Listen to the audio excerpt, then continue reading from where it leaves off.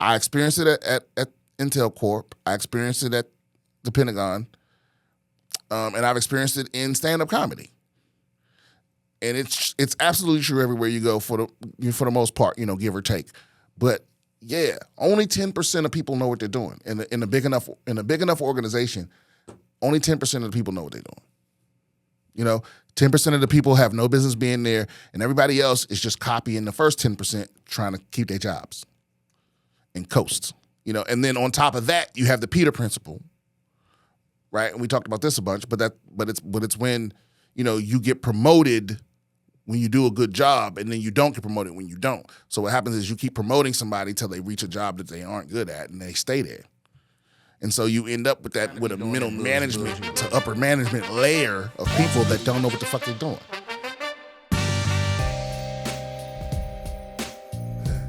Yes. Welcome back, BS with Brian Simpson episode, I think it's 57. 67. Right? Yes, sir. 67. Yeah, something like that. Whatever. Yeah, Donald Trump's being indicted today. Whoa. Big news. Yeah, whatever. It's just... you know what it is, man. Being a lefty in America, it's like rooting for a team that not only loses all the time, but like we lose to the same play. Like they beat us with the same plays over and over and over again. We don't make no defensive adjustments.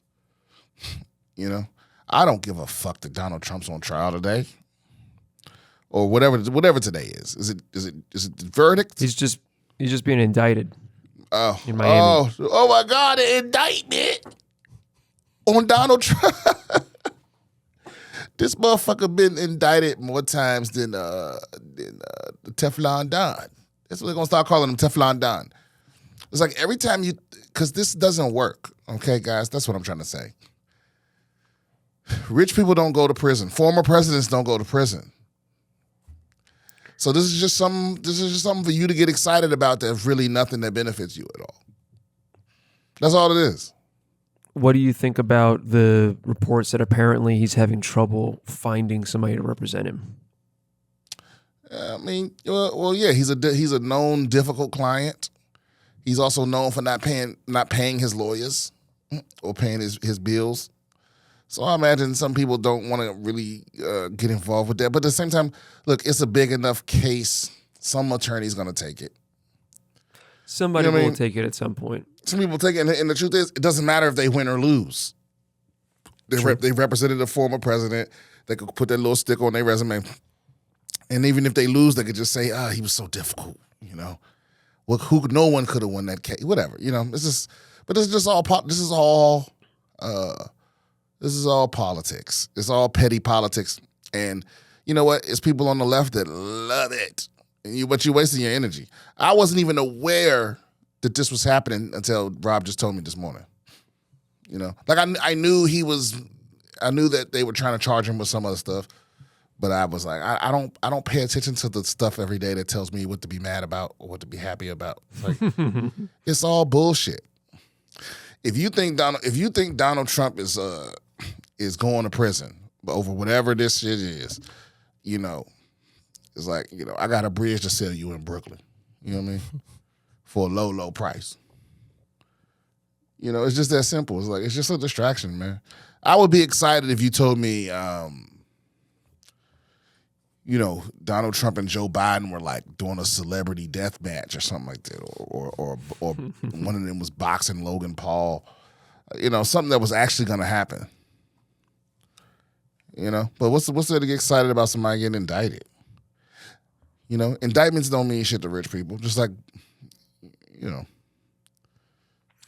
like passports. They don't really need those. If you're rich enough, you don't need a passport. I don't know. I don't know why people on the left get excited about this every single time and get distracted about this every single time. But people yell. Did you know I tweeted about Ruth Bader Ginsburg? or the clip from our last episode was about, one of them was about Ruth Bader Ginsburg and Dianne Feinstein, not quitting while they were basically fucking Skeletor out there. It really made people upset, you know, and that's what I don't get. It's like reality makes you upset, and this fantasy makes you happy. What's the fantasy? The fantasy is that Donald Trump is in real legal trouble. You know what I mean? Because I put it like this: they haven't. Even if he wasn't former president,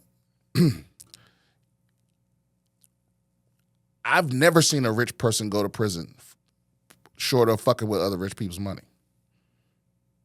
Like a truly rich person, and I don't know, and then you know, and the people that are really obsessed with this nigga were like, well, he's not really rich, so whatever, nigga. He's in the club of people that could keep living like he rich till he die. You know what I'm saying? Whether that be loans or scheming and scamming, he can do that. So, you know, but the reality is, Ruth Bader Ginsburg should have quit when Obama asked her to, so he could replace her old ass. You know, people are like, well, she fought till the day she died. Yeah, that's the problem. You probably shouldn't be. You probably shouldn't be making decisions for the rest of the country like the day before you die. You know what I mean? Yeah. How old was she when she died? Can you look that up? How old was Ruth Bader Ginsburg? Listen, I'm not at all stating 87 years old. 87? 87. Okay, guys, come on. Listen, I'm not at all taking away from the fact that she was a pioneer in certain things. She was a hero in certain ways. She was the voice of the left on the Supreme Court for forever. She was probably the first a lot of things. But she was 87 years old when she died. You know what I'm saying? And I ain't never made an 87-year-old that I would let make any decisions for me. It's impossible to die. It's impossible for an 87-year-old dying to be a surprise. Well, not just that, but it's like if you die when you 87, that means you've been dying since you was 84. You know what I'm saying? And I'm just saying dying people shouldn't be in Congress or on the Supreme Court. Or in the White House, for that matter. You know what I'm saying? I feel the same way about Joe Biden. How old is Joe Biden? 83? Nah, he got to be about 86.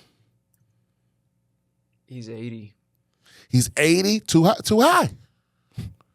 That's too high. I'm sorry, man. That boy wearing diapers, man. He definitely is. Yeah, that boy wearing diapers, man. Passing legislation about boxer briefs. What you know about that? You ain't wore boxer briefs since you was 60. You know? You think that man, listen, I put it like this. You think Ruth Bader Ginsburg, you think she knew how to, you think she could upload a TikTok? Actually, TikTok wasn't a thing when she died. But I'm just saying, do you think she could if she were alive today and she was 87 today? You think she could? No. You think Joe Biden could? You think Joe Biden could upload a TikTok? No. Absolutely not. No. I don't think so either. I don't think he has any idea. I mean, the bill sure did go through Congress. The ban TikTok bill or whatever. Did that pass? I don't believe so. It was actually about spying on all of us. But half of those people that's saying they don't even know what it is. It's just something their grandkids do. They don't know what the fuck it is. You know? I just think that's crazy. We in this high tech world that's not fully understood by even younger folks. You know? It's like, bro, have you ever tried to help your grandparents set up like a situation where they can, where their VCR is set up or their streaming box is set up and they don't it's like they don't understand the concept. I was about to say, Brian, VCR. What they ancient technology all of them, they still got their VCR and they still got their tape collections. Joe Biden probably got a Betamax.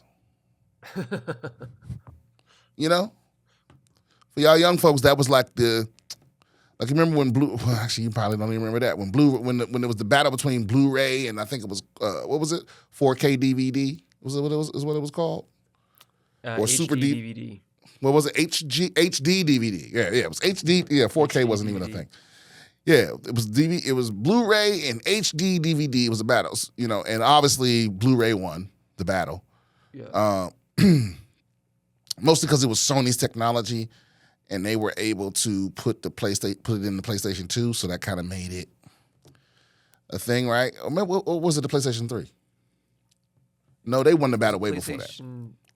I think it was the PlayStation 3 was the first one with Blu-ray. But Blu-ray. I mean, either way, But Sony major reason. Sony had the movie studio. They made a lot of shitty movies, but they were this movie studio and the DVD, and they invented the Blu-ray, so they were able to kind of Anyway, before that, way before the Blu-ray HD DVD battle, there was the fucking Betamax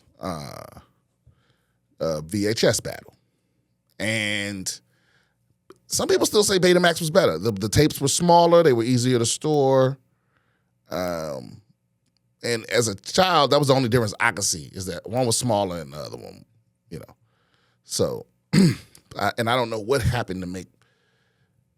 Because a lot of movies did come out on Betamax. I remember watching. I think I watched Jaws on Betamax. Pornography. Pornography? Porn started using VHS? Porn used VHS, even though Betamax had higher capacity, higher definition, smaller tapes, etc. I believe it was porn is the porn and the VCR market. People don't like to admit this, man. Porn and gamers push technology. I think I've said this on the pod before. But that is where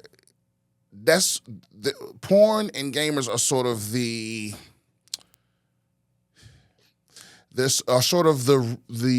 rich people of tech, in the sense that, like, how when rich people get a certain thing and then it starts becoming mass produced and starts going to everybody. Gamers and porn, they're sort of at the forefront of that when it comes to technology, where it's like if porn gets behind something or gamers get behind something, in a couple years it's going to be standard. Nerds run the world. And people that shoot porn try to pretend like they're not nerds, but everybody does. Comedians try to act like they're not nerds. Jocks try to act like they're not nerds. But anyway, my point is that wouldn't be the first or last time that the porn industry, because you know what it is. This is why I think that is. It's because porn is the thing that most people are either participate in or absorb but secretly. You know what I mean? It's like most people are not out and about what porn they watch or whether they watch porn. But I know that if you go to some podunk religious town in the middle of nowhere where, in the Bible Belt or whatever, there'll be a liquor store, a general store, and a fucking adult video store where people are jerking off in the back. You know what I mean? So even in the least place you would expect, there's porn being experienced. Porn touches all facets of America, right? And so it seems like it's one of those things that we never see out in the light, but it's actually touching all of society. So my point is, when porn switched DVDs, that's probably how they won that too. When porn, I ain't never seen no Blu-ray porn. I think Sony just bullied their way into that shit. But actually, there was no HD DVD porns either. I don't think porn was still on some DVD shit back then. But same thing with like porn. Porn did streaming, HD streaming, the fucking Oculus shit. Porn was porn at the forefront of all of that. And then gamers it crosses over somewhere, because I think gamers affect everything because crosses over in VR chat, Brian. Well, I think it's because if you're a gamer, you're the nerd in some group. Some in your group people come to you about technology and shit like, should I buy it? People ask me all the time, what headphones should I get? What TV should I get? You know, what have you heard about these these Blu-ray players or whatever, whatever the fuck it is. And so I think that if you're the resident nerd in your circle, you influence that on a small scale. And then rappers are the last bastion of it, but that's kind of working at it from another direction. But if you can get rap, well, I guess that doesn't always work, because it can't, because if something is, because it can't be a corny thing, because rappers can't make anything cool. It's got to have a little bit of potential to be cool. You know what I mean? Like they had people rapping about the vaccine. You know that wasn't gonna work, nigga.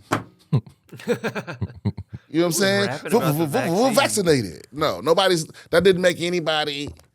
You know what I'm saying? Because it screamed.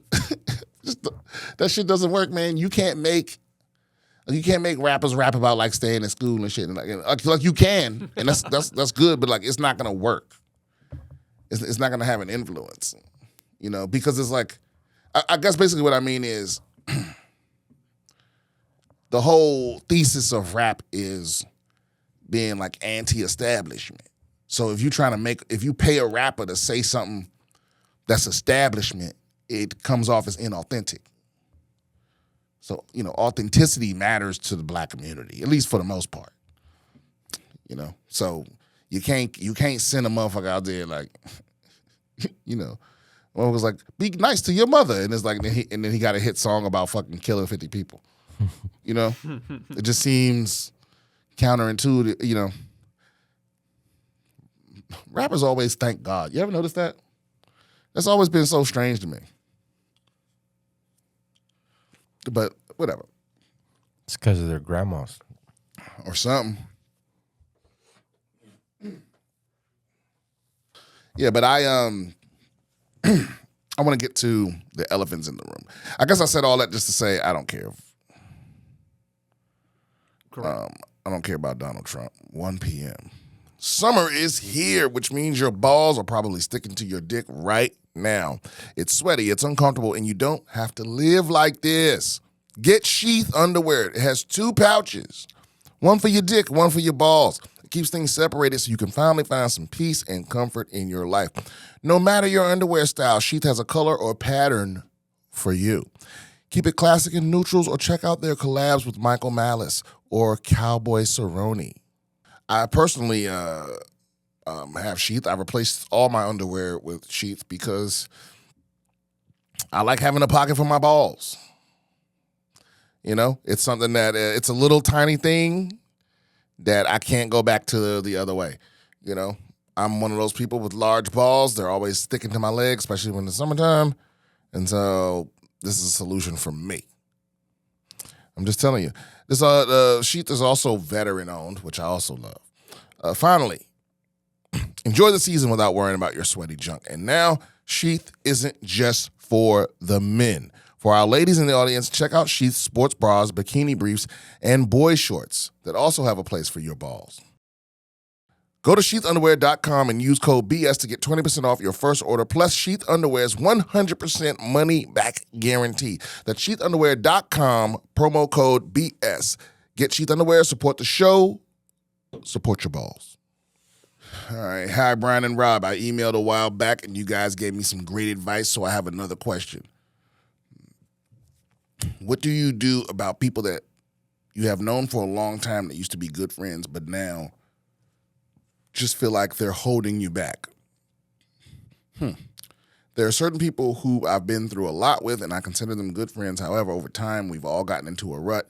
I am now in a place where I'm trying to get out of it, and the vibe I get from friends like this is that I'm a threat to their comfort. I wish I could help them get on the same page and have been trying, but you can only do so much. Being around them now makes me depressed, but I also feel like a sociopath just cutting people out of my life that I've been good friends with for 10 plus years. You do kind of sound like a sociopath. I've outgrown all of these niggas. Another thing is, how do you approach meeting new people? I'm trying to be around people with better energy, but I always feel weird just trying to strike conversation with strangers. Anyway, hope to hear back from you, and I'll see Brian in West Nyack, Peter. Okay, well, because at first, you know what, at the beginning of the email, it sounded like you were one of those like alcoholics. You know what I mean? That and your friends were trying to like step in, and you were like in denial about it.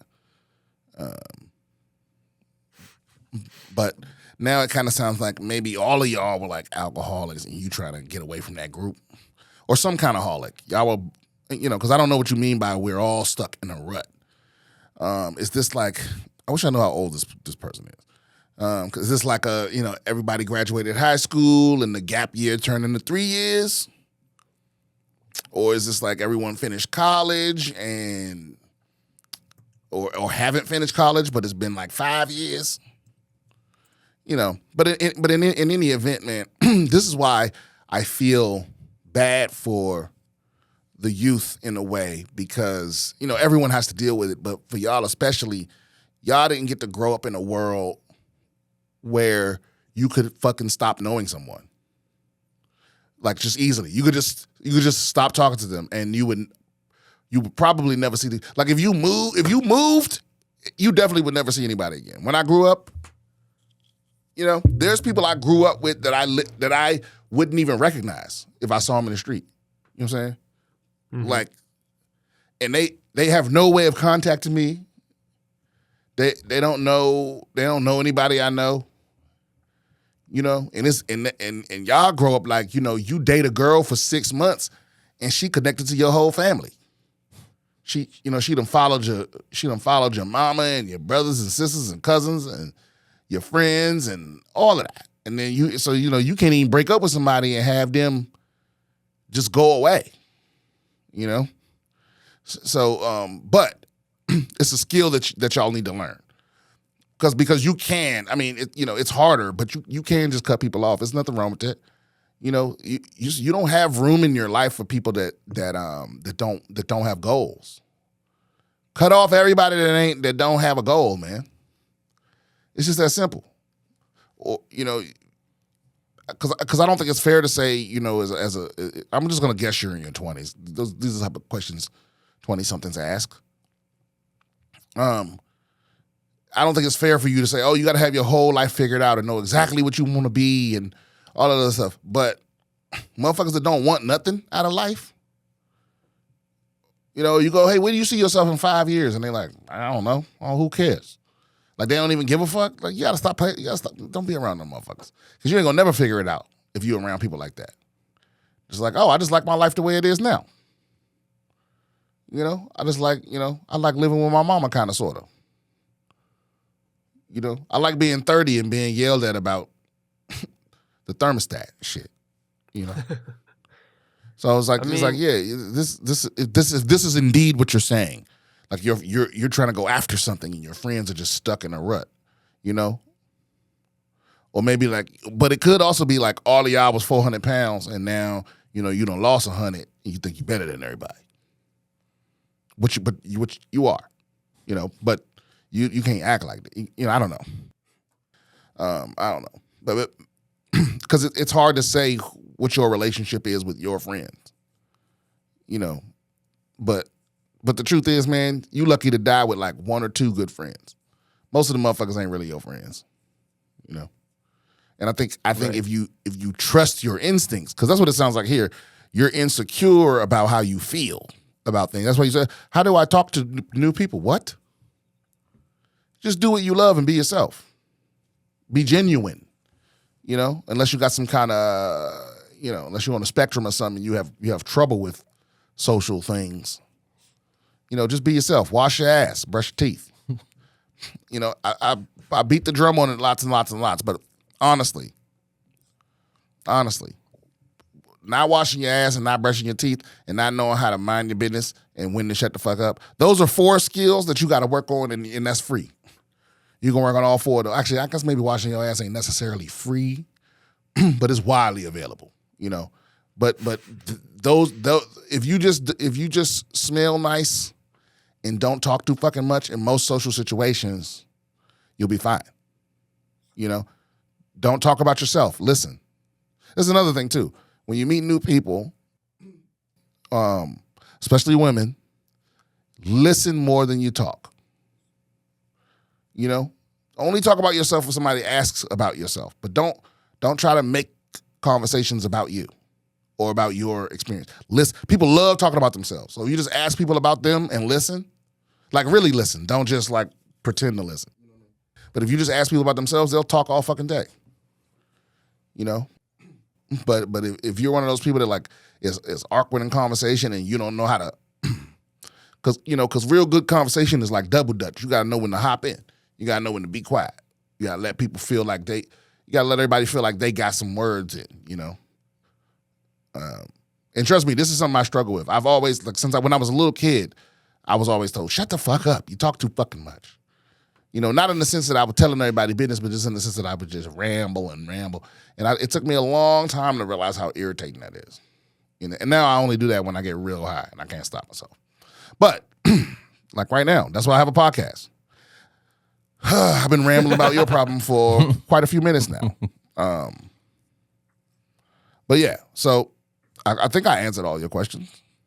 Yeah, cut them niggas off. I mean, I think, my question would be, do you need to cut people off just because, like, you know what I mean? Like, because maybe you're just out of phase with these people for right now, and then 3 years from now, they'll catch back up. Like, they'll get tired of whatever dead-end job they're in or whatever, and they'll start making moves, and then you become friends again. I mean, as we've pointed out on this podcast before, Brian, I'm a very old man.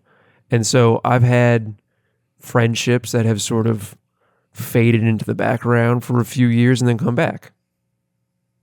You know, so you don't need to cut people off. Like, it's not like you're in a band and you need to break up the band or whatever. It's just some people you just hang out with less as you start doing shit and they're hanging out at home playing video games. Well, that's why I feel like these are like childhood friends, because he says here, I consider them good friends. And I'm like, well, there's none of my good friends that I would cut off. Like, I think you're at that age where it's like most of your friends are people you just grew up around and you didn't choose those people. You understand what I'm saying? Or he's in his, like, I'm going to put on my psychic hat and I'm going to say Peter is maybe in his late 20s, maybe he's 30, and the people that are these friends from like 10 plus might be college friends or something. So he's been through a lot because he says he's been through a lot. They have been through a lot, right?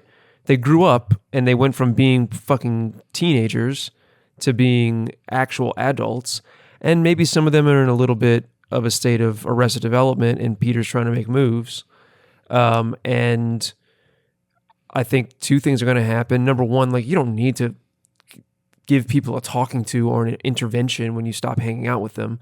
But like, don't do that. Just stop talking to them. Yeah, like, you don't need to cut. That's what it's like. Cut them off. It's like, cut them off from what? Like, you're not weaning a puppy off of the teat. You know what I mean? Yeah. Well, it sounds like he's saying not all of them, but some of them. He feels depressed being around them. See, yeah. You didn't go into enough detail to really, say you might just be a sociopath.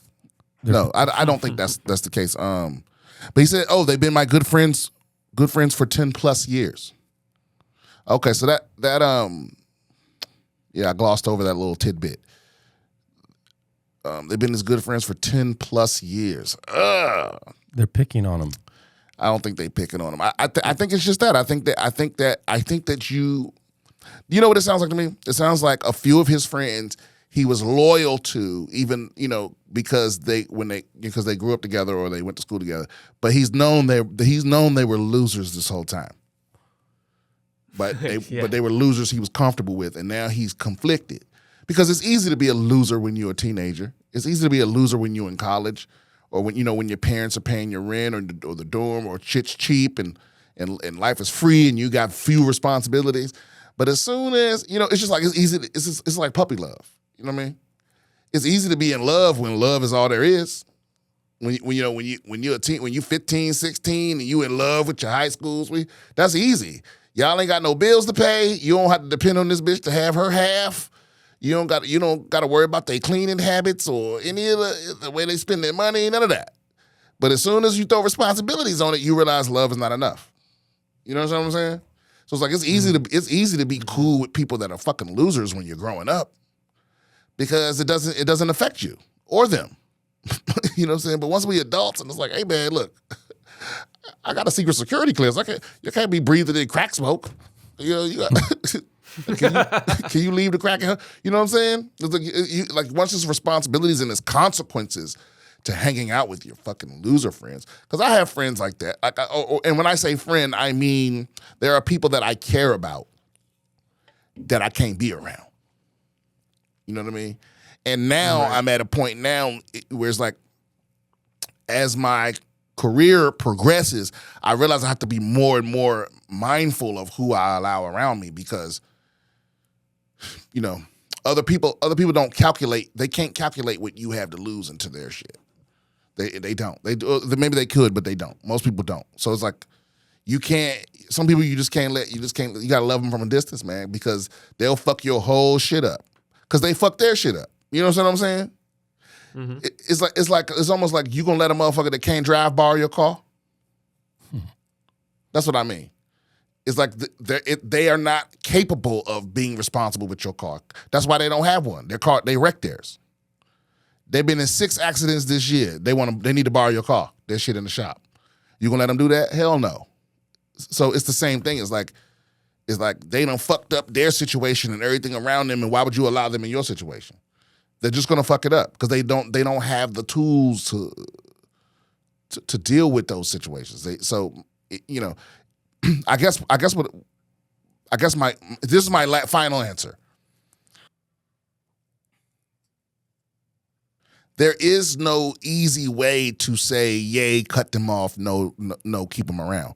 You have to develop trust in your own ability to know who is healthy for you to be around and who isn't.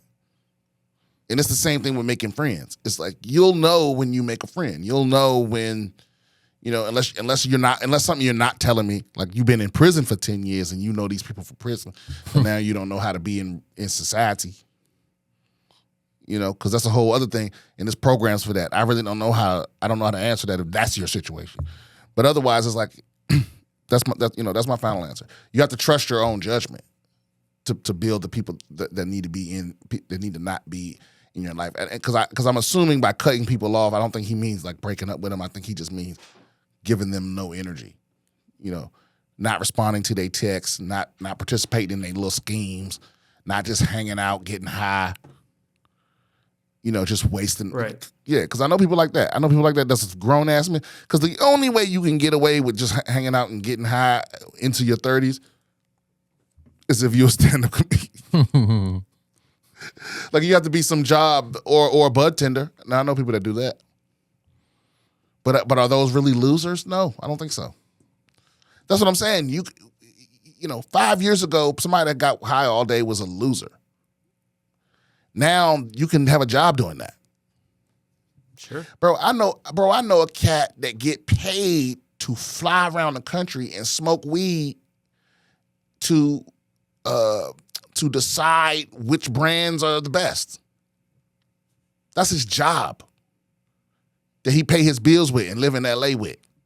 You know what I'm saying?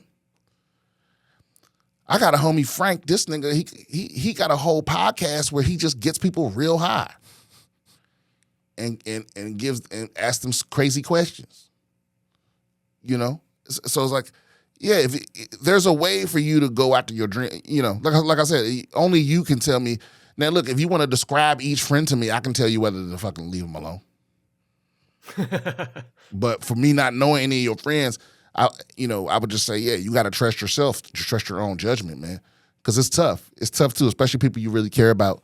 It's tough to leave them alone. Sometimes you gotta put them on the back burner. By the way, I don't like that saying, the back burner. Like a lot of people cook with back burners. Like it's not just for keeping things warm. You know what I mean? The back burners kind of. They are invariably the shitty burners, though. What do you mean the shitty burners? They're invariably the ones that put out the least amount of heat.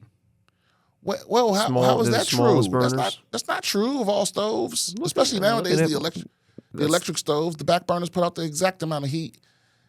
And if you're cooking a big meal, you're using all the burners. Brian, don't bring your woke electric fucking burners onto this podcast. This is This is America. This is America. We use gas. We use gas pumped into our houses and poisoning our children because that's American. What about this one from Cameron? I've been in the military IT since '96.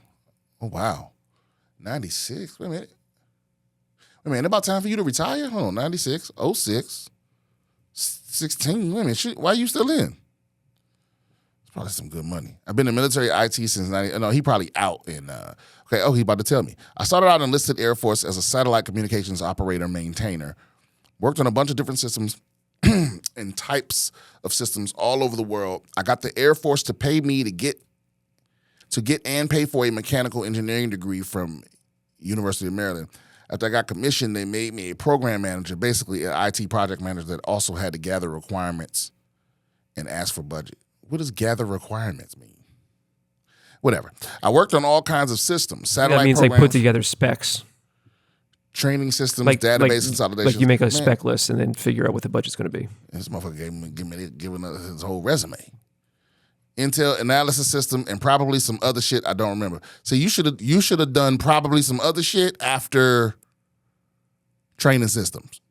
You should have went satellite programs, training systems, and probably some other shit. Because, whatever. Just in the interest of brevity. In my experienced opinion, the reason government IT sucks is that the people that actually have the power to make decisions about what projects are going to be done and how have very little understanding what it takes to complete a large, complex project. I got news for you, bruh. That ain't just the government. They don't decompose the project to a low enough level of detail to understand what can and or is likely to go wrong, causing underperformance, cost overruns, or delays. And there are way too many people involved in just deciding what to do in the giant list of things that need to be done, and all of them pick one thing to champion to ride to their next promotion, and it's totally subjective as to what they pick to champion. One of the best books I've experienced maybe ever is called How Big Things Get Done, the surprising factors that determine the fate of every project, from home renovations to space exploration and everything in between. I saw one of the writers speaking in a YouTube video describing why the California high-speed rail has been such a disaster. B. I feel this. I think, and I know I've said this a bunch of times on the podcast, but I learned this. I was told this in the military. I experienced it at Intel Corp. I experienced it at the Pentagon.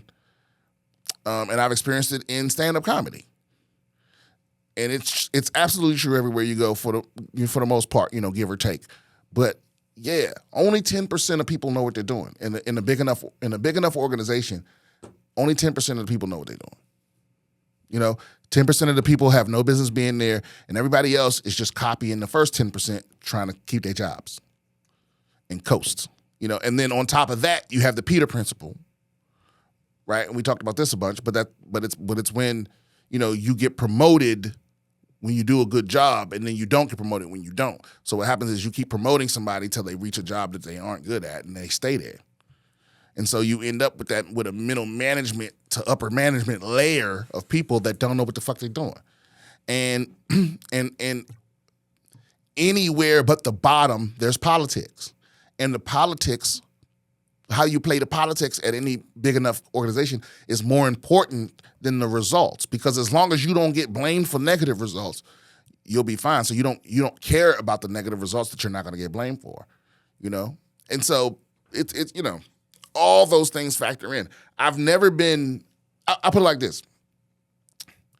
Every successful company I've ever worked for has grown and grown and grown. And the more it grows, the worse it gets. I've never been anywhere that didn't get worse the longer I worked there. Nowhere I've ever worked has gotten better all of a sudden. That's every single job I've ever had. So I think it's indicative of human nature. And obviously the US government is the most bureaucratic organization maybe on the face of the earth. Actually, the English government might have us beat. But it's like this all over the world. You know, people that's like, oh, you got to fill out this form in triplicate. And like, bro, you should have seen what we had to do to just order a part. It was so fucking crazy. There was a whole section. I think that back then they called it MEMS. And it was a whole group of people whose jobs it was to do it because it was that complicated. Like I could take the average adult and you can order something from Amazon. Like you need a screwdriver from Amazon, you can order it. Most adults can figure out how to do that. But if you need to order a screwdriver for the Marine Corps, boy, you're going to fill out at least 6 forms and you're going to fill out 3 of them a few times because you did it wrong. You know what I mean? And it's complete arbitrary shit. And you know what's so funny? The MEMS person would laugh at you for not knowing. Because think about this. They deal with every order. And you have to order something very seldomly. And they'll laugh at you for not knowing some mundane thing. You know? But they're like, you know you have to put a 12 in box 6. Come on. You're like, well, what's box 6? It's box 6. It doesn't mean anything. Like because listen, I'll put it like this. This is the GX75. You need to have a GX76, you dumb fuck. Oh, yeah. Just dumb shit. And listen, if I got anybody here to devise a way for different units in the military to order parts, you would not invent this. You know? Right. It would seem like to be a pretty straightforward purchasing situation, but it isn't. It's completely convoluted. At the time, it was not at all digital. At least, even if I think the digital thing came last, but you had to fill out all these different forms by hand. Maybe they're luckier now. That was years ago, but it's like it's purposely that way because, like he said, the people with the power to make decisions are not affected by those decisions. Outside of them getting credit for the things that go right. That's their number one concern is that whatever they get behind goes right just long enough for them to get credit and get a promotion or get something out of it. And they don't care how well it functions or how it affects the people that are fucking 5 levels beneath them. They have zero concern about that. None whatsoever. I can't tell you. I wonder if I told this story before, but actually this happened several times because most of my Marine Corps experience was in the desert. I was, 29 Palms and Iraq and Iran and not Iran. What's the shit right next to Iraq? Kuwait. Right, and I can't tell you how many times that they made us rake sand. You know what I'm saying? Like there would be some rumor that a high-ranking person was coming through, and so we would rake lines in the sand to make the sand look neat. And they never gave a fuck. But it was somebody beneath them that just they didn't give a fuck about. Like, because imagine having a job that you think is important. But it's not so important that you can't drop everything you're doing and go rake sand. The whole unit out there raking lines in the sand that a motherfucker ain't even gonna see. It's like, why would the general walk over here? We piss over here. And that's exactly what happened. This motherfucker would drive through and he would be way the fuck over there where you couldn't even identify his face. And it's like, well, we would have looked good if he'd and he. It's one of those things that I'm sure he didn't give a fuck about at all. But it's just a bureaucracy thing. It's like that person didn't give a fuck about efficiency or what, and somebody else probably got yelled at because something else didn't get done because that person was raking some sand. But whoever made us do that didn't give a fuck. It's like that's why I think we're doomed. We're doomed. We couldn't organize. We're only good at killing things. I'm talking about just as a species. Any problem we have that we can solve with death, we're going to solve that. Or violence, we're going to solve that. But all this terraforming and it'll still be expensive as fuck. Yeah, because somebody said to me, Neil deGrasse Tyson. Somebody commented on our short about terraforming Mars. Neil deGrasse Tyson is a tour guide at a planetarium, and as usual, he totally missed the point. It's about not having all our people on the planet in case something out of our control happens to Earth, like a comet smashing into it. For humanity to survive indefinitely, we need to get off this planet with some. Yeah. But you missed the point. The point is that the technology that would need to exist for us to make Mars habitable would also fix our problems here. We're so far away from that, because there are things that are in our control that will probably kill us all way before terraforming Mars becomes a reality. That's the point. I'm not saying don't go to Mars. Also, calling Neil deGrasse Tyson just a tour guide is kind of a crazy thing to say. I don't know if it's like a personal thing. Insane. Yeah. He's a little more than a tour guide. But yeah, I'm not saying don't terraform. I agree. We need to be able to spread to other planets, but I don't think we ever will. Why would we do that to the rest of the universe? I don't know. Because some people tend to think that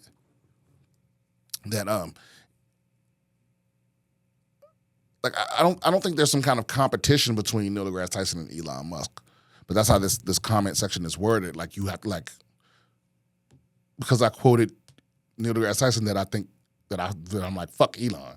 So, but I will say this: just because somebody's a genius in one area, or just because somebody's a billionaire, doesn't mean they're a genius in all. You know what I'm saying? It's like, would you let Elon Musk, operate on you because he's a billionaire genius? That doesn't make sense, right? Because that's not his area of expertise. He may just be autistic and rich, because that seems to be the only people that get labeled as geniuses is people that end up being billionaires. But he kind of started off with a little money, So it's like that doesn't mean he's an expert in all things. In fact, I don't even know what he's an expert in. Honestly, is it everything? Well, he claims to know more about manufacturing than anybody else on the planet. Which he claims to know bullshit. more about manufacturing. Yes. Than anyone else on the planet? Anyone else? I bet he don't know how to pack a box. I bet he ain't never done that part of manufacturing. He ain't never put something I bet you he's never put something in a box and sealed it up. What do you think? He knows how to code. I would love to talk to Elon Musk. He doesn't know how to code. What are you talking about? Then doesn't he know how to code? Isn't he the one that created PayPal and everything? No, he didn't create PayPal. What the fuck are you talking about? I'm on his fans list, and he told me. You on what? Nothing, dude. So he didn't create PayPal or any of that? Isn't that how he got rich at first? He was an investor in PayPal, but he didn't create PayPal. And he doesn't know how to code. He doesn't know how to code? No. Well, how you know what he know how to do? Because there was a whole big kerfuffle where he was talking about we need to do the entire stack over again. And this is during like spaces on Twitter with the Twitter employees, and one of the lead engineers was like, "Well, wait, what do you mean?" He's like, "We got to do full stack from the beginning." He's like, "That doesn't make any sense. Like that's impossible. We can't do that." And it was very clear from the conversation, like he just really doesn't understand. I mean, he doesn't know how to code. Like why would you think he knows how to code? He's not an engineer. He's not a. Oh, I don't know. I've never heard him make that claim, and I've never heard of anybody debunk. Because, like I told you, so this is the same reason I'm not overly familiar with the Donald Trump situation. It's because as soon as someone becomes like group hateable, or like the groups, like a whole group has decided this is their enemy, then I stop paying attention to that person, especially because. Then you just fill your head up with all this bullshit. It's like because at that point you don't know what you hear about them is true. It's. I was reading this thing saying in his book, Elon Musk, Tesla, SpaceX, and the quest for a fantastic future. He's been coding since he was 10 years old. In his book, he said that. Yeah, I believe he wrote the book. Let me see. Wait, what? I don't even. I don't think he wrote it. I don't think he's Elon Musk, Tesla, SpaceX, and the quest for a fantastic future. So in that book, it says he's been coding since he was 10 years old. Yeah, but I don't believe it. I'm just But saying. which book are you but talking about? been coding since you were 10 doesn't mean that you went. You know, it's like somebody telling you they've been doing karate since they were 10 years old. That don't mean you a black belt. You know what I mean? I mean, what does that mean? That you dab, you did it when you were 10 and you've been doing it a little here and there ever since? Or does that mean like that's your expertise? He sold a game. He was a game creator, and he sold his first one for $500. It says. Yeah, that's interesting. But like I said, I'm not on a quest to discredit Elon Musk. You know, but I don't think you can be. I don't think that your success in one area means that you're right about everything. Mm-hmm. Yeah, you know, it's like people call Steve Jobs a genius. In what way? He definitely was a visionary, but I don't think he didn't invent the iPhone. You know what I'm saying? It's like he gets credit for it because he was the CEO of Apple when it happened. But it's like everyone had the idea. He wasn't special. Everybody got that iPad Touch and was like, man, if they could put a motherfucker, they could put a motherfucking receiver in this motherfucker, this be right. It's like everyone thought that. We just didn't have the resources or the scientists or the engineers to make it happen. But some engineer at Apple made that shit happen, and he ain't get no credit for it. I bet you he didn't get a raise. Yeah, I think what ends up happening is there are these people who become billionaires, become very successful in business, and I'm not trying to discount their ability to do what modern day business is, which is get investments. You spend that money to hire people that are way smarter than you to do the shit that you can't do, and then you make the money off of the thing that they create. That's, Yeah, but I mean, see, now somebody I has don't- to do that. That doesn't mean that is a form of intelligence. That is a form of skill. Not everybody can do that. If everybody could do that, then they would. So, but I think what bothers me, what I'm skeptical of, is the myth making that these billionaires then engage in, where Steve Jobs, people think of him like an artist. People think of Elon Musk as if he's a rocket engineer, and they're not those things, right? They're businessmen. Yeah, bullshitting and bullying is a skill for sure. But it's like running a business is a skill. That's no doubt about it. Being born with money is a skill. Also, I mean that helps, right? I mean, look. All I'm trying to say is, look, the only billionaire I know of that wasn't born, you know, on at least first base is Jay-Z. Facts. You know, and maybe I guess technically Dr. Dre's a billionaire, but you know what I mean. I think he dropped out of the Billionaire Club actually, somewhat recently. Yeah. But I just mean very, very, very few of our billionaires didn't start out pretty well off. Well, I think there is I think there are a few exceptions, and I think those exceptions are people that we don't know about because they're way fucking smarter, and they don't want people to know that they're fucking billionaires. There's I think there's a lot of people who grew up in like middle class or maybe even lower class upbringings, and then became chemical engineers and got a fucking patent for something that they sold to Pfizer. I can't wait for that shit. If I could drop 3 specials, 3-hour specials, and then disappear, like if somehow I could be a successful comedian without being famous, without being more famous, I would work, but it's impossible. Yeah, fame is a curse, bro. There's no way I would be a billionaire and have my face in the paper and all that other shit. No. What's the Bill Murray quote? Bill Murray has a quote where he's like, "If you want to be rich and famous, try being rich first, and then see if you still want to be famous." He wants to be. Hold on, say that one more time. Bill Murray says, "The thing I always say to anybody who wants to be rich and famous is try being rich first and see if you still want to be famous."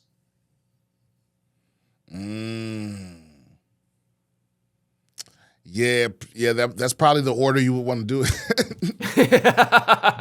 You know what I'm saying? You definitely don't want to be famous and poor. That's Sucks. That's reality TV or whatever.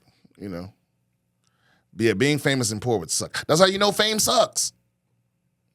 Because being famous with no money is awful. Having money and no fame is great. You know? And like I said, because the money just represents freedom. To me, that's real freedom. You know? If you broke, you're not really free. In a capitalist society, you got to have money to be free. And you don't really have to have that much, to be honest with you. Because you know what it is, too? Because here's the thing. You can be rich, you can be poor and broke. I mean, you can be famous and broke and still be pretty good as long as nobody knows you're broke. As long as the perception is that you still have money. Right? Like people got on Lil Bow Wow about the private jet and all that, but it's like, that's brilliant. Like, if y'all don't know, but Lil Bow Wow got caught up because he took a picture in front of a private jet, and then somebody took a picture of him on a regular plane, you know, and it was a whole big thing. But the point is, the perception that you have money is what gets you the privileges of being rich. You know, outside of actually being able to pay for things. I mean, the other privileges of being. But as soon as you're famous and people know you don't have money, that's when your life sucks. You know, because there's nothing you can do to mitigate the negative side of fame without money. You know, if you know you can't, people could knock on your door, they could come to your job. You know what I'm saying? They live in your building. Like, oh shit. So, you know, I guess I kind of rambled myself out of my point there. Have you ever seen the movie Withnell and I? What is it? Withnell and I? No, I've never seen a movie named Withnell. It's like a British dark comedy from the 80s. From the 80s, basically, okay. like it's fucking hilarious movie, but they basically go into that because it's like British culture is very status obsessed, and like, you know, where you know, what class you were brought up in and what school you went to. And there's a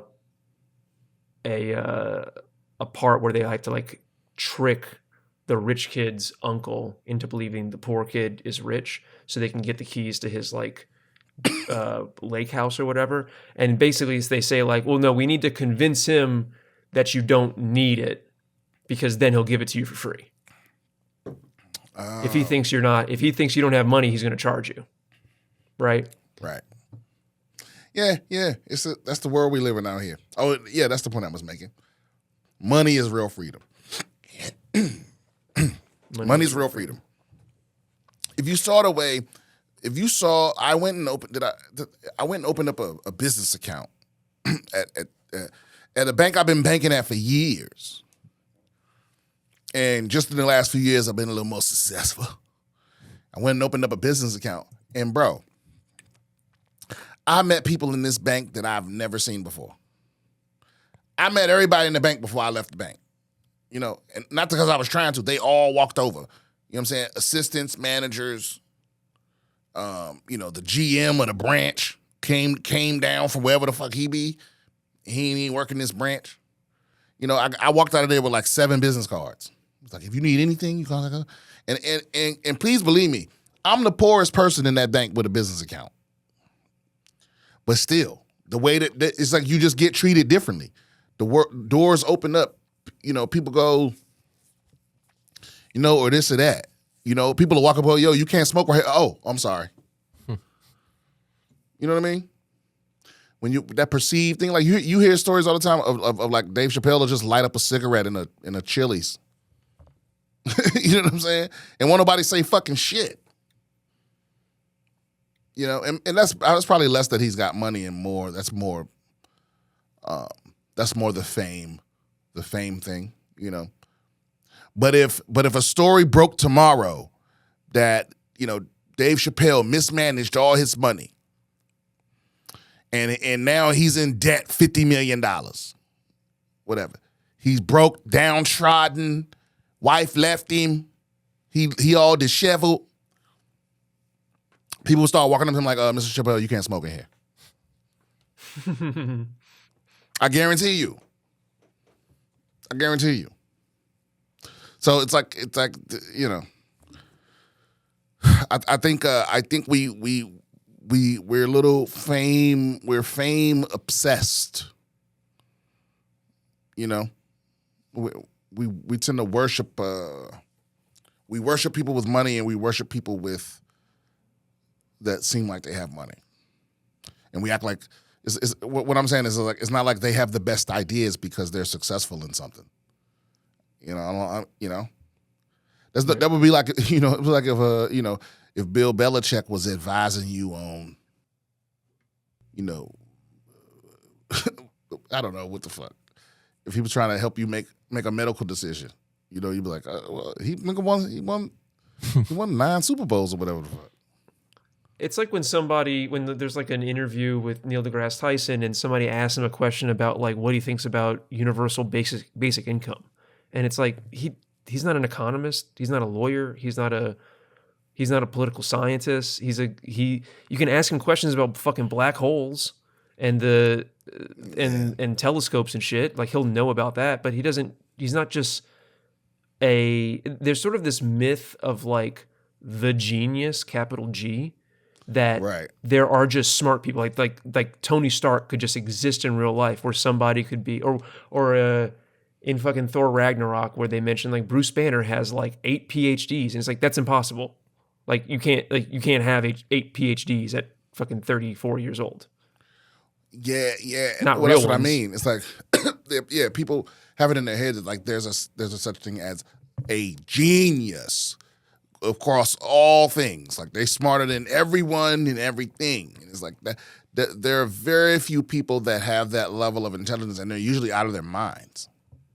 Right. And they might have that level of intelligence in like 2 things. Yeah. Right. That's at the very tippy end of the bell curve, is somebody who can be a world-class expert in what they call areas of study. So what is that, a polymath? Or Polymath, yeah. Polymath. Yeah. Polyglot is somebody who speaks a lot of languages. Right. Yeah. So it's like some people are, there's very, very few of those people that have existed. And then even fewer of those people that are lucky enough to be born into a situation where they can thrive. Right. Because a lot of those people are on, like, somebody that is that intelligent in more than one area is usually on the spectrum somehow. And they got to have the right parents with the right income that's willing to manage them in a way that they can be successful. It's so rare. It's kind of crazy. And even those people don't know every fucking thing. Like you wouldn't ask them about something that's outside of their purview. And they wouldn't, and here's the other thing.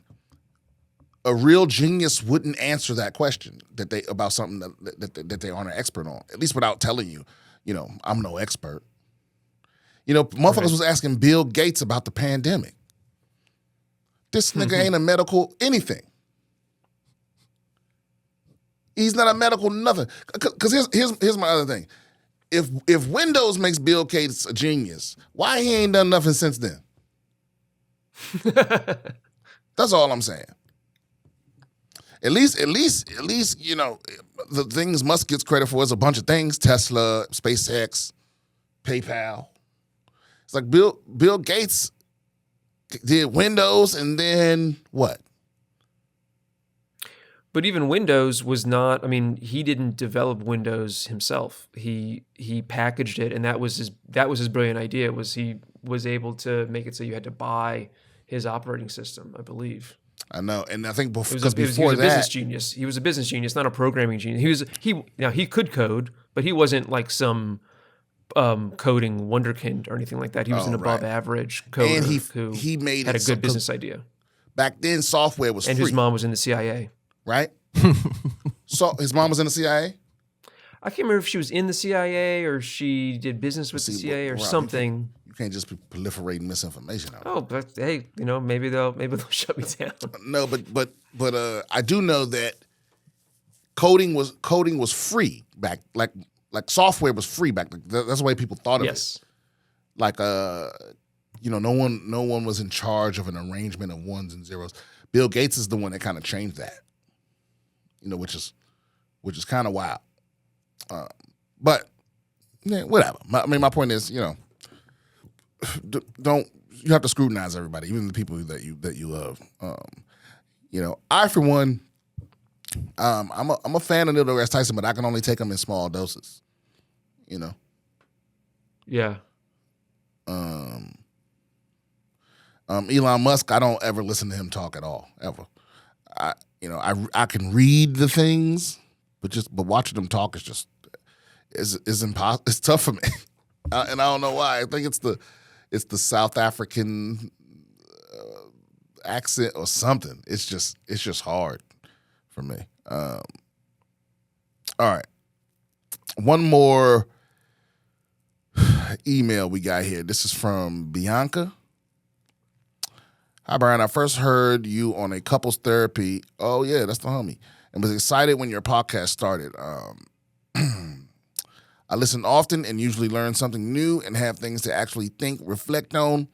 I appreciate you taking the time to discuss, debate, break down your perspective and hear what others' perspectives are. And you have an open mind and sometimes change your standpoint. It's refreshing to hear a dialogue rather than people digging deeper into their view and never have flexibility. Your brain and humor is attractive as hell. Doing the right thing is often lonely with no payoff. Thanks for naming the issues, calling out B on a lot of performative takes. I think it's BS. I think she meant to say BS. Oh, calling out bullshit on a lot of performative takes in politics, money, government topics. I know it's just talking, but most folks don't even name the hypocrisy going on.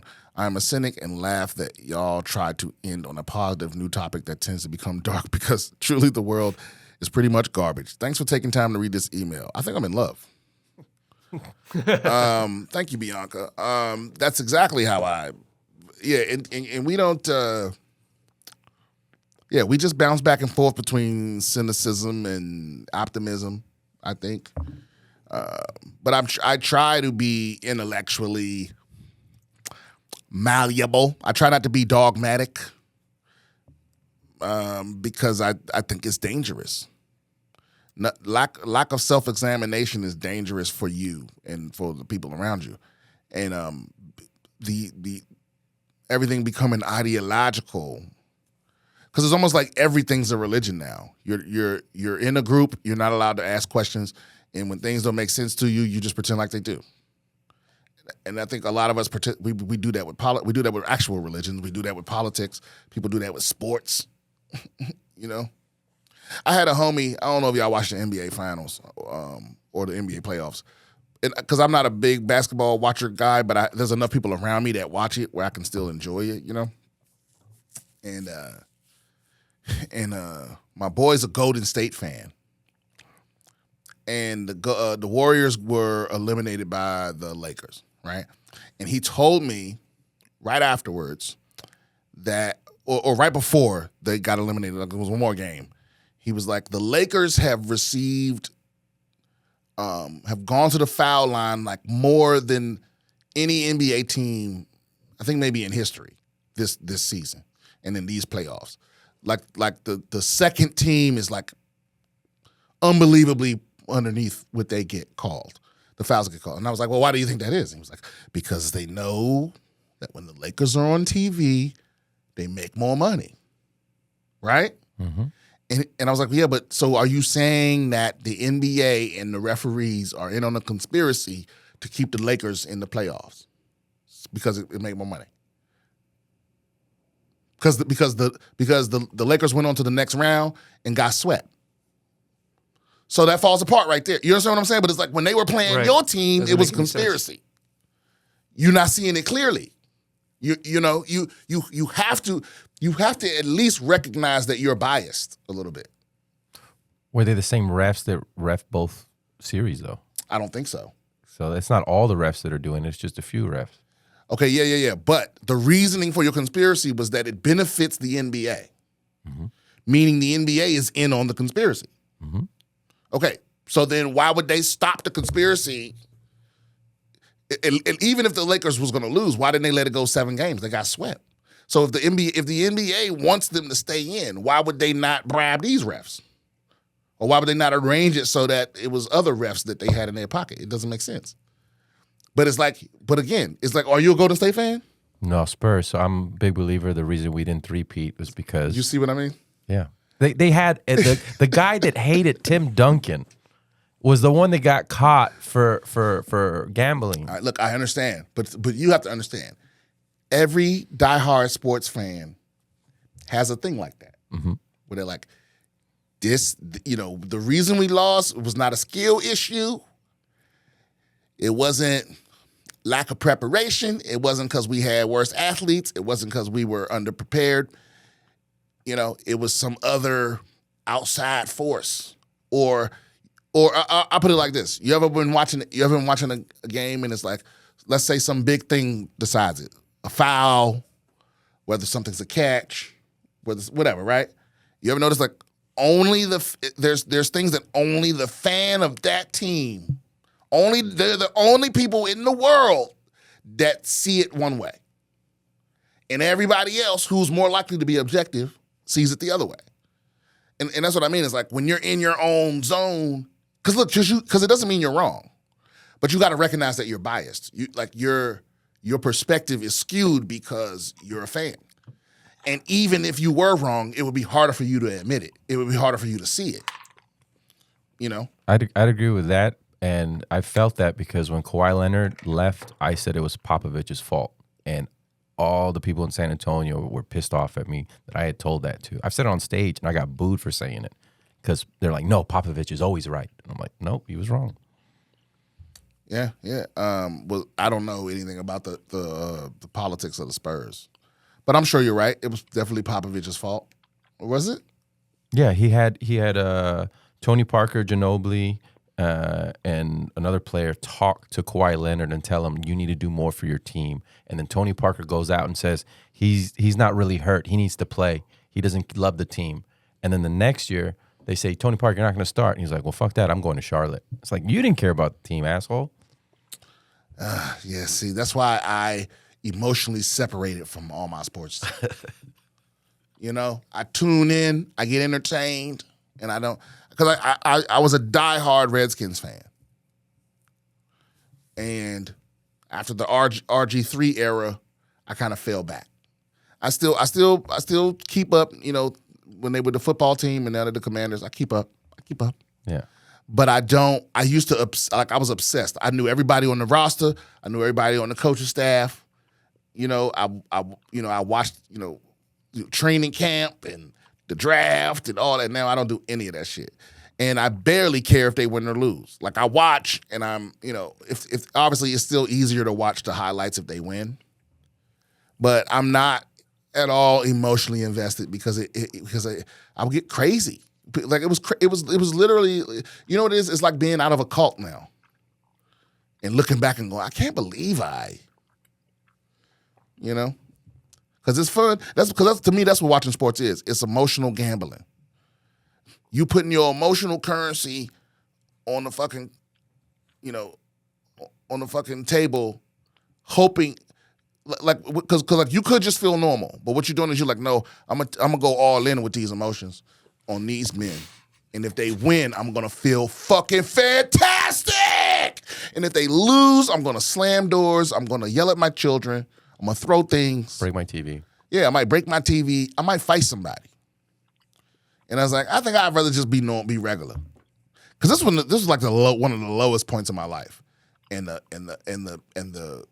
Washington football team is, or the Commanders, it's been over the last like 20 years, maybe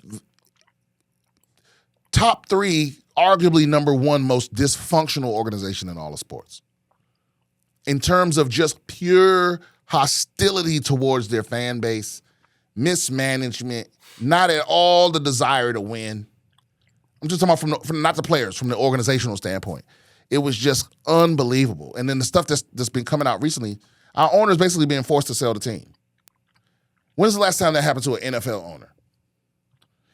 The last owner of any major sports team that I remember being forced to sell the team was Donald Sterling, because he said nigga on tape. And that was like a private phone call he was having with a young girl he was fucking, right? Yeah, he said, don't embarrass me. And yeah, don't be being seen with these niggas. Because, this bitch, okay, look. Look, I don't This is condone not the him. first time that Donald Sterling's come up on this podcast. Yeah, well, look, I don't condone him saying nigga to her, but I mean, listen, we all know why she was with this guy. You know, he was old, shriveled. She was a bad bitch. You know, sugar daddy type shit. But I mean, he had a point. I mean, if I'm because listen, the sugar daddy sugar baby situation, that's an understanding. That's an understanding. That's an agreement. I know you don't love me, bitch, but I want the comfort of a pretty woman and I can afford it. You know what I mean? But at the same time, you got to keep up the illusion. You can't show up at my state. You can't show up in my arena with the team I own and sit in the front row, sit in the VIP with the dude you really feeling. Fuck is wrong with you? That's straight up. It's like, don't make me look like a clown. You know, it's like I'm paying for your dates, and then you gonna date the motherfucker in front of everybody. Yeah, I feel his sentiment where he was coming from. It's like, I'm paying a whore to act like my girlfriend. You know, and even though we both know that you don't love me and I don't love you and none of that other stuff, and everybody else know, it's like I'm still paying for it. It's like when you see somebody. It's like if I lease an expensive car, right? It's not my car, but I still don't want it to get stolen. I'm not gonna let you drive it. You know what I mean? Mm-hmm. I don't know. That wasn't a good analogy. I'm usually on top of those. It's a fantasy, and she was breaking the fantasy, the suspension of disbelief. Yeah. What I'm saying is, I understand what he was upset about. You know, the fact that he was racist has nothing to do with it. You know, that's just what got him in trouble. but ain't no motherfucking way. Also, I mean, you can just cut her off. I don't know why you had to leave a voicemail. And why are dudes doing this? Hey, stop doing that. What are you leaving? Why are you leaving? Don't leave nothing negative on tape. Period. Was it a voicemail or did she record him? Oh, yeah, she might have recorded him. Bro, and I'm going to tell you something else, bro. That right there, that's red flag number one. It's like people, we definitely talked about this. People that record their friends and shit, that's wild. That's wild to me. You know, it's like you got receipts, and it's not because it's not like y'all are enemies, and you started having receipts. It's like y'all were good friends, and you started recording things. Yeah, that's wild. I say shit to my friends all the time that I don't mean, or I think it's funny, or I'm being mean in what I'm saying, but I would never be mean in my action. You know what I'm saying? Like some shit ain't meant for you. Some shit's not meant for your ears. That's why it's like, see, a lot of times, if somebody come back to you and tell you somebody else said something negative about you, we conditioned to like react to that. But a lot of times, what you need to do is stop and pause and ask yourself, what are the intentions of this person that's telling me this? You know what I'm saying? Because people that don't really like you, your life is entertainment to them, and they'll blow your shit up. Sometimes a good friend of yours is just venting. They wouldn't say the thing to you because they care about you. They don't want to hurt you. They trying to figure out how to say it to you, and so they venting. They just talking and working it out, trying to get words to the emotions. You know, usually to somebody else that knows the two of you. Like they're not. You know what I'm saying? That's a natural part of being friends. It's like, hey, motherfucker, you notice Rob always does this? Blah, blah, blah, blah. You know what I mean? I'm saying that to Fanny. You know, hey, you notice Rob, blah, blah, blah. But that's not meant for you, right? Like it's not like it's something I wouldn't say to you. But it's like I'm trying to figure out how to say it to you, so I'm discussing it with our mutual friends. Maybe we need an intervention. Rob is smoking crack, Fanny. You know what I'm saying? So it would be wild if she ran back to you and went, Brian out there telling people you a crackhead. You understand what I'm saying? It's people out there that do shit like that, where they, so my point is, you also be skeptical of the messenger. Yeah. Because I'm always worried about it. Why do they feel so comfortable to talk shit about me in front of you all the time? You know what I mean? Oh, well, that's a whole other thing too. Yeah, people that talk shit to you about people that they know you close with, that's wild. Yeah. But man, listen, it's people out here that's on level 2 and level 3 of their bullshit. Some people, they'll talk shit to you about somebody you close to because they want it to get back to them. Mm-hmm. You know, because they're trying to start a war. They're trying to start a social war. I mean, you know, but some people talk shit to you about somebody you close to because they think you a bitch. Yep. You know, and they love making you feel that way. So it's a lot of Tyrion Lannisters out here. It's a lot of too much credit. It's a lot of Masters of Whispers out here. Yeah, that is kind of giving them too much credit. Well, it depends on what season we're talking. Yeah, the Tyrion Lannister that was written by George R.R. Martin. Yeah, he was top notch. That's how you could tell. George R.R. Martin is a sassy motherfucker. Mm-hmm. All his villains was sassy as fuck. You notice that? Yeah, everybody in Lord of the Rings that was a bad guy was hella sassy. That's what made, but they were sassy in like the royal kind of way. You know? Did you ever read Wild Cards, Brian? Nah. What's that? It's George R.R. Martin's like superhero series. Like What? he did to superheroes what he did to fantasy. Oh, really? Was it any good? I mean, I loved it. It's very similar to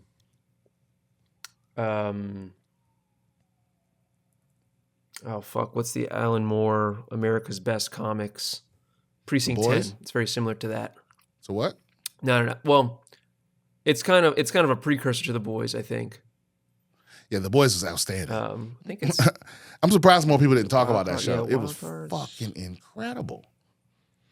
I think it was just because for whatever reason, I don't know why or how they got away with it, but Amazon let The Boys go there. They went there like HBO never would. Just in terms of the gore. Or the, or like the... Sex party? Yeah, I mean, fuck the sex party, dude. Dude was fucking this girl that was like... I don't want to ruin it for people. But she was basically in the hospital bed, like with half her body left. Oh, yeah. And he wasn't just fucking her. He was just like, he was fucking her like she was just he was using her like a piece of meat. Yeah, he wasn't even looking at her. And he just finished and zipped up and walked. Like she was trying to, like she thought they was in love or something. She was trying to talk to him in German, tell him he's the master race, and he was getting a hand job from her. Right. Yeah. No, he wasn't. Yeah. I think you got it backwards. I think she was She was able to still manipulate him even from the bed when she like was missing half her body or whatever. I know that show was fucking wild. Yeah, I think she got hit. She got hit with that thing. She got pieced up. I remember they jumped her and beat the fuck out of her. And girls get it done, Brian. But Homelander was terrifying. So that's more like it. It's a lot of Homelanders out here. Mm-hmm. And half burnt Nazi bitches. Out in these streets. Okay, one more thing. Let's do one of should we do what we always do and try to end with a good one, which I'm sure will turn into something terrible? I don't see how that's possible, man. We can do it. James Webb Space Telescope. I got some news from them. From the James Webb Space Telescope? Yep. I don't see it. I see $100 million jewelry heist. That's fun too. Let's do that. James Webb is towards the bottom. It's the second from the bottom on the Trello.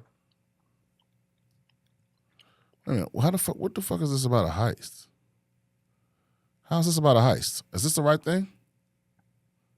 Oh, that's not the jewelry heist. It says woman that was declared dead wakes up in her casket. That's a different article. Oh yeah, I was like, was that part of the heist? Because that would have been dope. It was just right above it.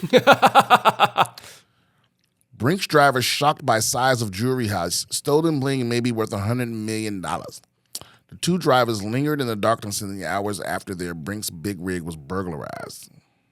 They tried to make sense of the brazen late-night jewelry heist. If this was me and I was going to do something like this, I'd try to stay in the shadows as much as possible. The other driver, Tandy Motley, had another thought. You know what worries me the most is they always want to blame the employee first. Okay. It was after 3 a.m. on July 11th, and thieves had just made off with more than 20 large bags of jewelry, gems, and other items that the Brinks tractor trailer had been transporting from the International Gem and Jewelry Show in San Mateo to the L.A. area. The heist occurred during a 27-minute window in which Beatty slumbered in the vehicle's sleeper berth, and Molly ate a meal at the Flying J, a sprawling truck just off Interstate 5's. Oh, man, that seems like a bad idea. At first, Beatty and Motley weren't sure how much had been taken from the vehicle, but after one of the 2 L.A. County Sheriff's Department deputies on the scene asked about the size of their load, Motley took an inventory of the cargo, and he said he counted only 49 of the 73 bags that had been placed on the vehicle before it departed. Holy shit, said Beatty. That's a lot. Well, no shit. Okay, so seems like, man, this is a long-ass article. Have you read this whole thing? My God. Mm-hmm. It's long. Yeah, well, I'm not going to read this whole thing. No, you don't need to read. What's the gist of it? Basically, these guys had jewelry. Like they picked up the jewelry in this Brinks truck, and they were transporting it. And while they were transporting, while they were picking it up, they were being watched, like very obviously, by some creeps who had on masks or whatever, like surgical masks, like COVID masks, right? And then they drove to a Flying J and took a nap, and these guys just went and ripped off the entire contents of the truck. While they were napping? Because they didn't think anybody would be that brazen. Well, one was eating and one was napping. One was eating and one was napping. So you're saying, yes. But how did they get in the truck? They don't know. That's why it's a heist. They don't know how they got into the truck. Oh, one of them's in on it. Come on. Yeah. There you go. What are we talking about here? Yeah. One of them's in on it. They knew exactly where you would, because there's no way they knew you were going to stop at the Flying J's. How did they know that one person was being in the truck by themselves? How you sleep through somebody breaking in the truck? You know? Well, I think that's also part of it, is that there's been some, they've rewritten the chronology of how this happened multiple times. So the question is, several people involved with this are probably part of the heist, but the question is how far up it goes, because even the higher ups were sort of lying to the police about, or hiding some things from the police about how much the jewelry was worth and the timeline of how it was stolen. Yeah, it's an inside job. No doubt about it. No doubt about it. There's no way, because you can't just get into a Brinks truck without waking up the motherfucker that's inside. And no one will walk up to a Brinks truck and just assume that whoever was inside was asleep. You're going to get lit the fuck up. You know? They literally have holes in the truck for shooting you through. So they have holes in the truck for shooting you? I didn't know that. Yeah, there's holes to shoot through in case somebody try to run up on you. You know? So it's wild for them to all act like, you know, there's too many coincidences. And you know, there's too many coincidences. You happen to be watched by people and didn't notice. You happen to stop. You happen to split up. Somebody happened to have a way of getting into a Brinks truck without making a disturbance. You know, they didn't run off with everything, which is kind of crazy. Because I guess you would need another Brinks truck to run off with everything that's in a Brinks truck. And somehow they got away without being on camera. Did they catch the guys? No. And this was in broad daylight? Not yet. So that means... no, this is in the morning. This is early in the morning. Okay, so that means that they were able... So they also happened to park their truck somewhere where cameras wouldn't capture if someone did try to rob them. Mm. You know, so we got no license plates. We got none of this. Come on, man. If that ain't the inside job, I don't know what. You know what it was? So they were keeping the. Okay, so this is interesting. I'm reading this Intelligencer article about it as well. So they were just being lazy. They kept the jewelry in the cab, not even in the armored part of the truck.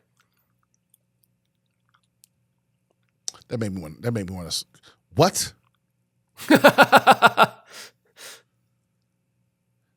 Says the vehicle transporting millions of so there's more information here. So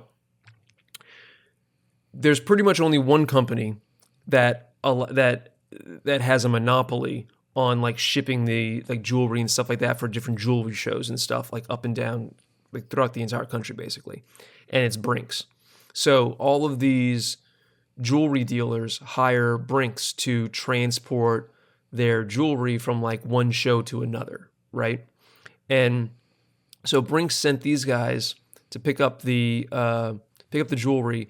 They were transporting it not in one of their famous armored cars, which is what the jewelry owner thought they were getting, but a semi. And semi-truck. Says semi-truck was not one of the company's famous armored cars, but a semi-truck. While the cab was armored, according to a review of sheriff's deputies' body cam footage, the trailer actually carrying the valuables was not.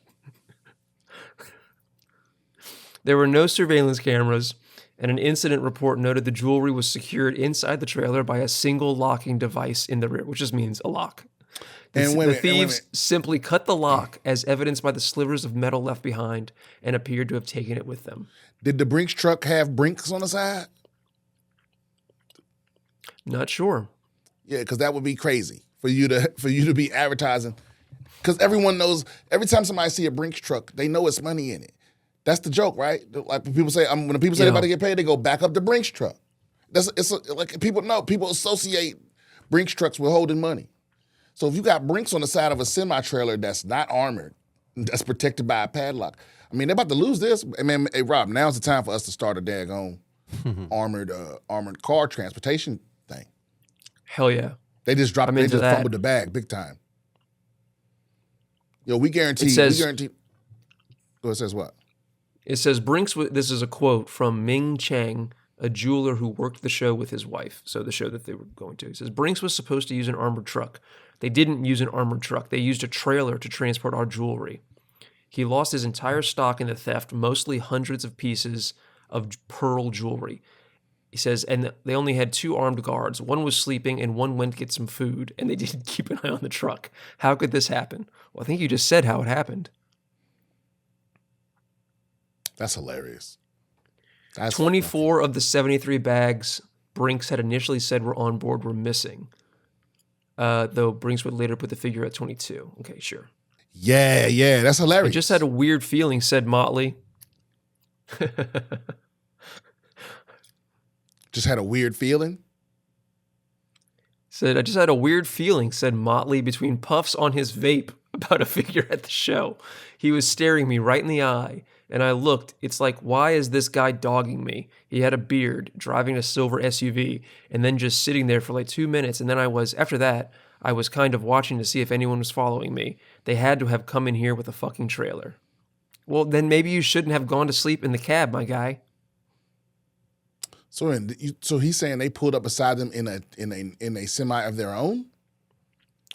No, he's saying that the amount they went off with 22 Brinks bags. So he's like, they must have had their own truck, because how else would, I mean, I don't know how big and heavy these bags are, but they're saying that he must have had a large truck anyway. But he's saying that they did notice somebody who had like a silver truck that was like following them or something. So yeah, but how could you pull off shady shit happening? That's what I'm saying. How could you pull off with a Brinks truck full of stuff without having a truck that can handle that? You know, without your fucking. Well, that's what they're saying. They're saying, well, they were transporting it. Brinks was transporting it in just a normal semi truck. That's what I'm saying. Not a. But you could. Right. If they had a semi truck of their own, they would have took all of the bags. Right. Well, or maybe they got what they thought they could get in a certain amount of time. You know, maybe they're like, look, we don't want to be in there the entire time that's going to take to steal all 74 bags. Now when we dealing with the fucking bags. Keystone cops, this nigga's still asleep. I'm like, I took bags until he woke up. You know. I'm surprised this guy didn't get killed. I'm surprised. I bet you they took his gun too. He just ain't report that. They took his gun too. Mm-hmm. They probably took pictures with this motherfucker. And where did they stop for food? Flying J's. Flying J's. What is that? Flying Is that J. good? It's a truck It's a stop, truck isn't stop. Yeah, it's Like, just a truck is it stop. pretty good, like Buc-ee's? No, they have like Subways in them and stuff. Oh, okay. So just the truck It's stop. like they're fine. They're fine. They're like a Love's. If you've ever been to a Love's. Okay, yeah. Buc-ee's is the thing. only one that's worth anything. Yeah. Yeah. Yeah, I get excited when I see a Buc-ee's to stop at. You know, Yeah, Buc-ee's is pretty dope. you can get some brisket in that motherfucker. Some beaver nuggets. Yeah, like I mean, it's not like the best food in the world, but it's way better than it. Like if you have to compare it to the truck stop category, Cleanest bathrooms. it's basically fine dining when it comes to the truck stop world. Anyway, that felt right. That felt right. That felt like a good place to stop. I think we've learned a lot today. I think Rob's learned a lot. I think we finally convinced him to maybe vote conservative. You know, sounded like I mean, I have a kid now, so it's only a matter of time before I start voting Republican, right? Yeah, man. Before you start worrying about the gay agenda, Yeah, that gay agenda. gay agenda, bro. I couldn't believe how the people got mad. At the Target thing you did? Yeah. Well, the funny thing is, I posted the video in Target. I guess we can play it now. But I posted the video in Target. Not saying anything about conservatives or anything. I just posted it, and it's wild how people, how people took it a certain way. Like, because I did mean it that way. I was making fun of the Target lady. But it's so wild to me how there's people that genuinely believe that there is a gay agenda to turn their kids gay or turn their kids trans. And what I will say to those people is this: the point I try to make. The clip kind of sounds more fiery than how I actually feel. Because Rob, it just so happened that Rob sent me the clips for last week's episode right after I posted that, and one of them just happened to be my feelings about that. And the thing is like I said, I'm perfectly fine with you being homophobic. I just don't want you to be fake about it. That's all. Or or whatever you want to call it. I'm perfectly fine with you not liking gay shit and all of that other stuff. But just be honest. And here's the other side of it. I will caution you this. You may have a gay son, daughter, niece, nephew, cousin, whatever, and they are not comfortable around you because they hear the shit you comfortable saying about thinking they should die and all this other stuff, And I don't know what kind of parent you are, but if you're this mama or papa bear of a parent, then just know that, because it's going to break your heart in 10, 15 years when your son or daughter or niece or nephew stop giving a fuck what you think and tell you how much you've been hurting them. You know what I mean? That, because I've seen that happen to quite a few people. Because again, I come up in the era where homophobia was cool. It was almost required. And it's like I've seen it happen to a lot of. Luckily for me, my uncle was gay than a motherfucker, and so I grew up very comfortable around gay folks and being comfortable loving my family. But a lot of people I know didn't. They was talking one way, and then 10 years later they found out, oh shit, my little brother. I'm sorry, I didn't know. Woo. And so it's like you might be in one of those situations. Who knows? Because here's what a lot of it was too. Our parents and grandparents, I think they were more homophobic out of fear for you because they knew how much harder life was going to be for you. So it's like they were scared you would turn out that way. So they were scared for you. It was less about how you made them look and more about like, well, now I have to protect you from something else. You know what I mean?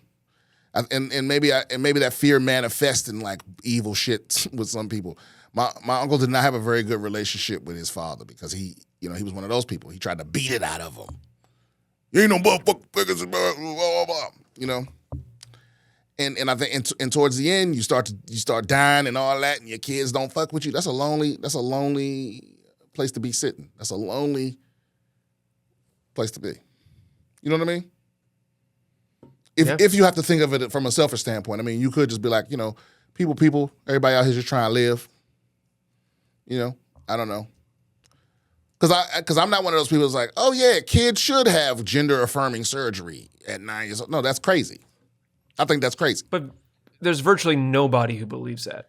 Yeah, I don't know anyone that does either. But it's one of those things. Like I said, nobody thinks that kids should be having surgeries at 9 years old. Gender affirming care at 9 years old is literally just like changing what name, like allowing, like calling them by the name. But that goes back to my point of, like I said, when you've decided that somebody is your opposition, you'll believe anything.